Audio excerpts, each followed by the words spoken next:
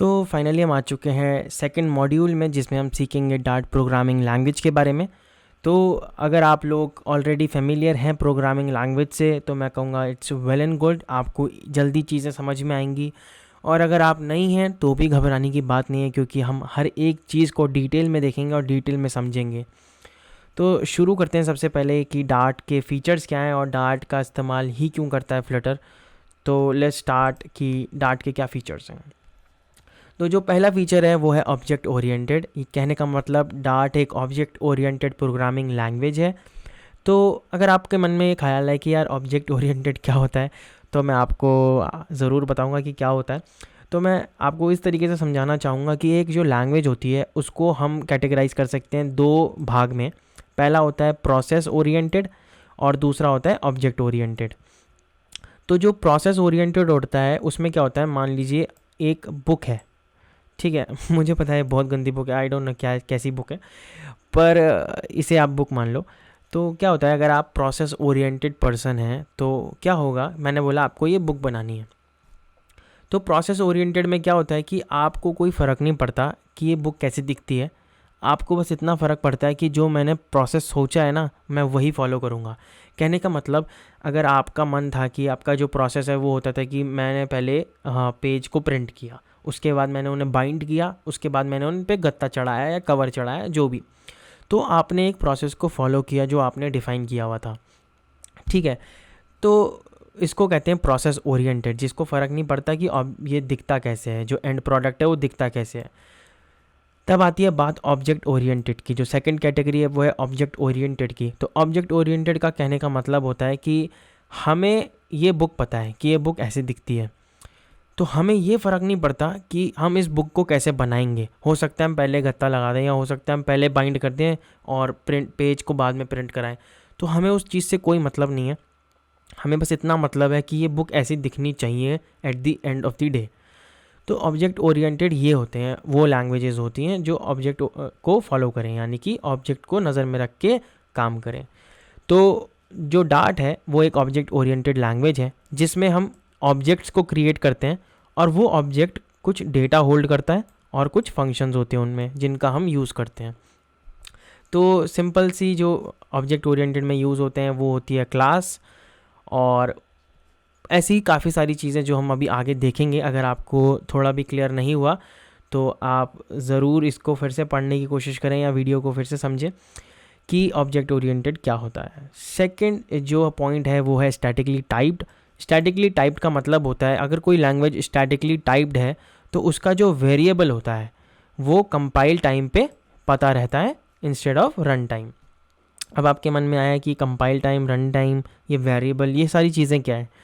तो आप वेरिएबल को एक ऐसा मानो कि एक वेरिएबल होता है जिसमें कोई डेटा होल्ड होता है। यानी कि अगर मैंने बोला कोई XYZ वेरिएबल है, उसकी वैल्यू 10 है, 10 मतलब एक इंटीजर है, कोई 10 वैल्यू है उसकी, बस। तो वेरिएबल एक डेटा को होल्ड करता है। कंपाइल टाइम और रन टाइम हम इसको डेप्थ में देखेंगे आगे आने वाली वीडियो में, क्योंकि ये बहुत इंपॉर्टेंट टॉपिक है और बहुत आपकी फाउंडेशन को स्ट्रॉन्ग करना चाहता हूँ मैं इसी चीज़ों से लेकर, ताकि आप प्रोग्रामिंग में काफ़ी आगे बढ़ें। तो जो स्टैटिकली टाइप्ड है, जैसे मैंने कहा, उनका जो वेरिएबल का टाइप होता है, यानी कि टाइप मतलब वेरिएबल का टाइप मतलब जैसे कि हो सकता है कोई या तो वो कोई स्ट्रिंग वैल्यू होल्ड करते हो यानी कि टेक्स्ट, या वरना कोई इंटीजर वैल्यू, या वरना कोई बूलियन होते हैं ट्रू और फॉल्स।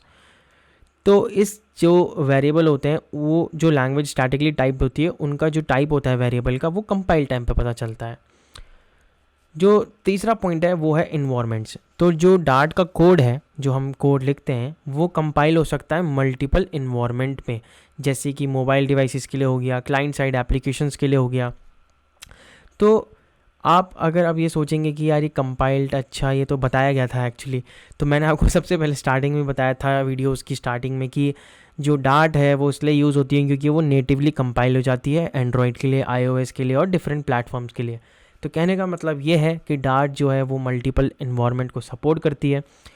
तो क्लाइंट साइड एप्लीकेशंस, अगर आपको ध्यान ना हो या अगर आपने शायद कभी डार्ट के बारे में पढ़ा हो तो आपको ये ज़रूर दिखा होगा कि Dart is a client side optimization language.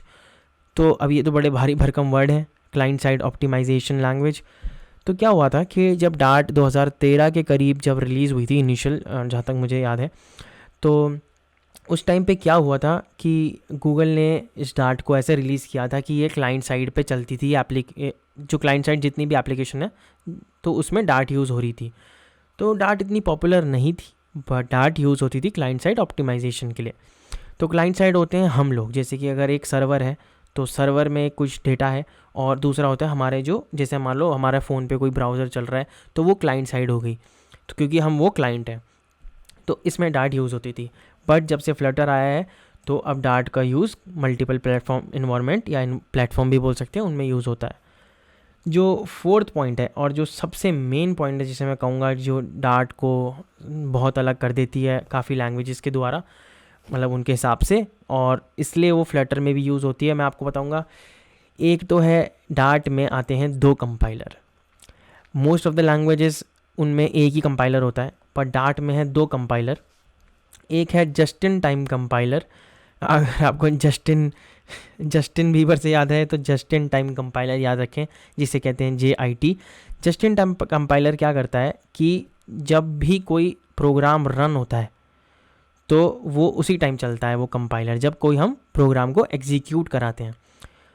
तो अब अगर आपको थोड़ा भी ये जानना हो कि कंपाइलर क्या होता है, तो कंपाइलर मैं आपको छोटे शब्दों में बता देता हूँ कि जैसे अब हमें कुछ चीज़ें समझ में आती हैं, हमारी जैसे कोई पर्टिकुलर लैंग्वेज है, जैसे मुझे हिंदी इंग्लिश अपनी रीजनल लैंग्वेज जैसे गढ़वाली हमें समझ में आती है, तो हो सकता है आपको कोई अलग डिफरेंट लैंग्वेज समझ में आती हो। तो वैसे ही कंप्यूटर जो हमारी मशीन है, मशीन को कोई और लैंग्वेज समझ में आती है, उसको इंग्लिश समझ में नहीं आती, जो हम कोड लिखते हैं उसको वो समझ में नहीं आता।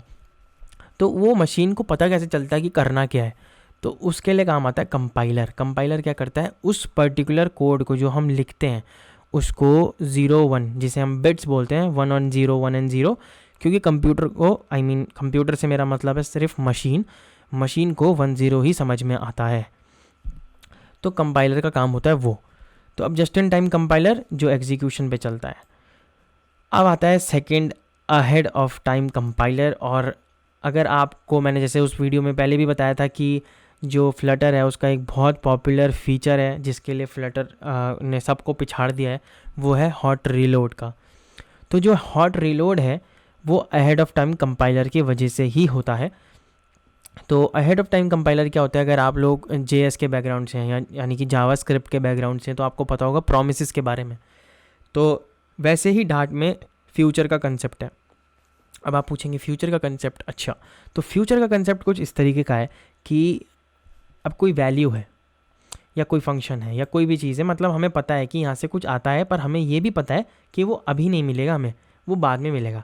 जैसे हमारा जैसे बैंक का इंटरेस्ट होता है, हमें पता है वो बाद में मिलेगा, हमें अभी नहीं मिलेगा, ठीक है, वो हमें बाद में मिलेगा। तो वैसे ही अहेड ऑफ टाइम कंपाइलर क्या करता है, एक तो वो चलता है जब प्रोग्राम बनता है, ठीक है, जब हम प्रोग्राम को बनाते हैं उस टाइम वो रन होता है कंपाइलर अहेड ऑफ टाइम। दूसरी जो खास बात है अहेड ऑफ टाइम की कि वो एक फ्यूचर को होल्ड करता है, यानी कि फ्यूचर वैल्यू देता है। इसी कंपाइलर की वजह से हॉट रीलोड का एक फ़ीचर जो फ्लटर का फेमस है वो इसीलिए है। तो ये कुछ फीचर्स हैं डार्ट के। और इसके बाद हम देखेंगे बेसिक, इसके बाद हम लिटरली अब आ जाएंगे कोडिंग पे, और जिसका सबको इंतज़ार रहा होगा क्योंकि मुझे तो बहुत था। तो इसके बाद हम चलेंगे कोडिंग पे, और मैं यही उम्मीद करता हूँ कि आप लोगों को ये कुछ कंसेप्ट क्लियर हुए होंगे कि डार्ट के फीचर्स क्या हैं और object oriented statically typed environment और JIT एंड AOT क्या होता है। तो I will see you in the next video, और जिसमें हम सीखेंगे कोडिंग। सो